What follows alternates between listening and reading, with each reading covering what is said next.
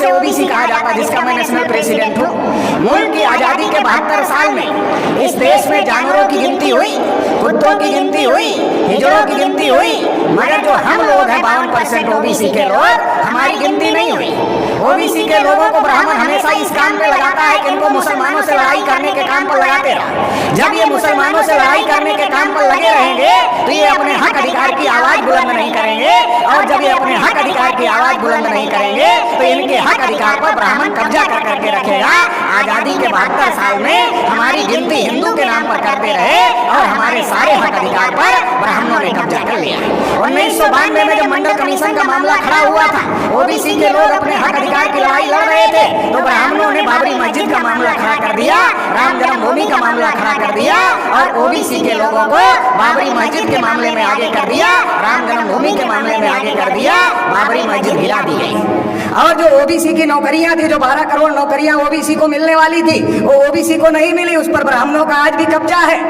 और मुसलमानों की मस्जिद चली गई, मतलब हमारी नौकरियां चली गई, आपकी मस्जिद चली गई, और रिजल्ट आया ब्राह्मणों के फेवर में, मंदिर बन गया।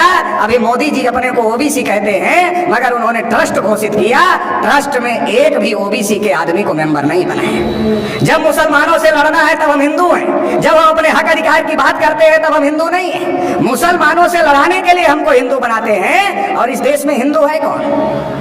ओबीसी के लोगों को ब्राह्मणों ने हजारों साल से शूद्र बनाकर रखा, पढ़ने लिखने के अधिकार से, धन संपत्ति रखने के अधिकार से, बोलने सुनने के अधिकार से, सभी अधिकार से वंचित करके रखा। लिखा मनुस्मृति में, अगर आंख से ज्ञान देख ले तो आंख में सूजा डाल देना चाहिए, उच्चारण करे तो जीभ काट लेना चाहिए, और अगर कान से ज्ञान का एक शब्द सुन ले तो कान में शीशा पिघलाकर डाल देना चाहिए, ये लिखा।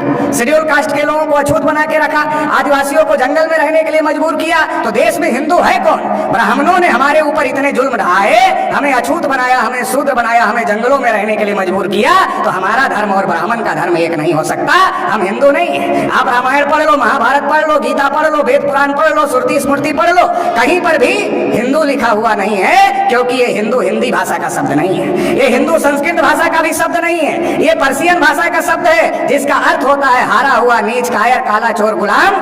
आज भी ब्राह्मण हमको गुलाम कहते हैं, हम गुलाम बनने के लिए तैयार नहीं है, और हम हिंदू नहीं है, तो फिर हम क्या हैं? हम इस देश के मूल निवासी हैं, और मूल निवासी कौन है? इस देश के शासक हैं, इस देश के राजा हैं। सम्राट अशोक का नाम आपने सुना होगा, अफगानिस्तान तक, रसिया के बॉर्डर तक सम्राट अशोक का राज था।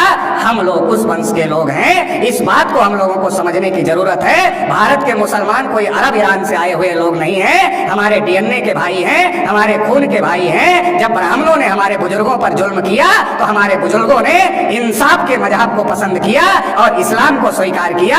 भारत में जो मुसलमान हैं हमारे डीएनए और खून के भाई हैं, इस बात को ब्राह्मण जानता है। इसलिए दंगे में हम मरे या दंगे में आप मरे, ब्राह्मण की सेहत पर कोई फर्क नहीं पड़ता है। हमारे और आपके बीच में ब्राह्मण आ गया है, उसको बीच से हटाना होगा, भाई को भाई से गले लगना होगा। ब्राह्मणों ने हजारों साल से हमको मजलूम बना के रखा, 72 साल में मुसलमानों को मजलूम बना दिया है। इसलिए मजलूम को इकट्ठा होना होगा, और जो ब्राह्मणों ने नाइंसाफी का निजाम कायम किया है, इसे ध्वस्त करना होगा और इंसाफ कायम करना होगा। इंसाफ की इस लड़ाई में आप साथ देंगे, इतना ही कहते हुए आपने मुझे सुना, इसके लिए आभार, धन्यवाद।